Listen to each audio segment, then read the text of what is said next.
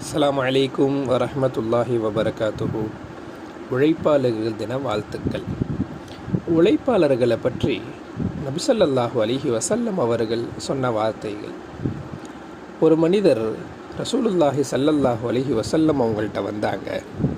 யா ரசூலல்லாஹ், என்கிட்ட வேலையாட்கள் இருக்காங்க, நான் அவங்க செய்கிற தவறுகளை நான் என்ன செய்கிறது, எத்தனை தடவை மன்னிக்கிறதுன்னு கேட்டாங்க. அமைதியாக இருந்தாங்க ஸல்லல்லாஹு அலைஹி வஸல்லம். திரும்பவும் கேட்டார், யா ரசூலல்லாஹ், நான் என்ன செய்கிறது, எத்தனை தடவை தான் மன்னிக்கிறதுன்னு கேட்ட பொழுது தினமும் 70 தடவை மன்னிங்கன்னு சொன்னாங்க ஸல்லல்லாஹு அலைஹி வஸல்லம் அவர்கள்.